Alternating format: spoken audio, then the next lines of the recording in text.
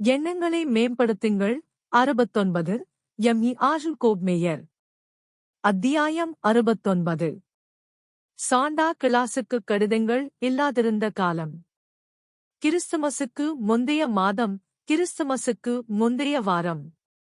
ஏன், கிறிஸ்துமசுக்கு முந்தைய நாள் கூட, சின்னஞ்சிறு குழந்தைகளின் சின்னஞ்சிறு விரல்கள், தங்களின் மிகப்பெரிய பென்சில்களை தடுமாற்றத்துடன் பற்றிக்கொண்டு, அன்புள்ள சாண்டா, தயவு செய்து எனக்காக இதைக் கொண்டு வாருங்கள் என்று கிறுக்கின, குறித்தன அல்லது கோணலாக வரைந்தன. எவ்வளவோ கடிதங்கள், எத்தனையோ விஷயங்களைக் கேட்டு.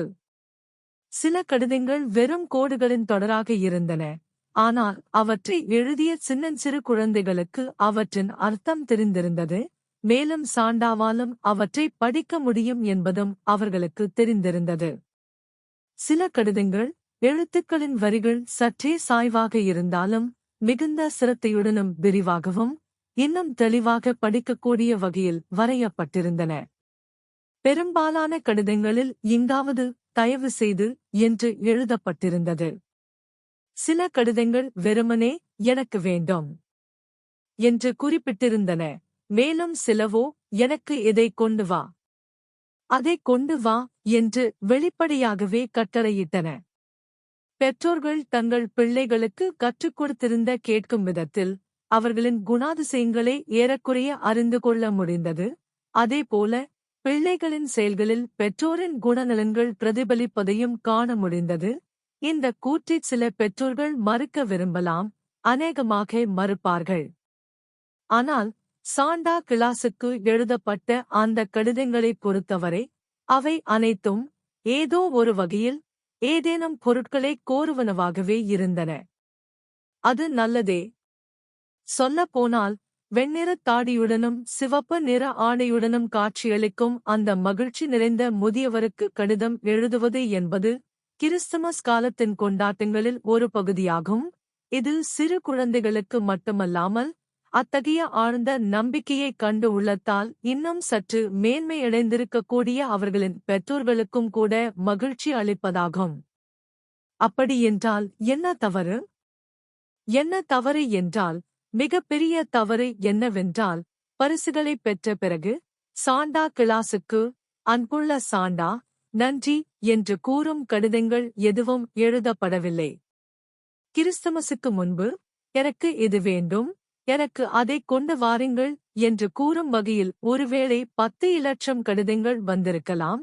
ஆனால் பரிசுகள் கைக்கு கிடைத்த பிறகு, நன்றி என்று கூறும் கடிதங்கள் ஏதுமில்லை, அல்லது மிகச் சிலவே இருந்தன. சிறு குழந்தைகளை நாம் குறை கூற முடியாது.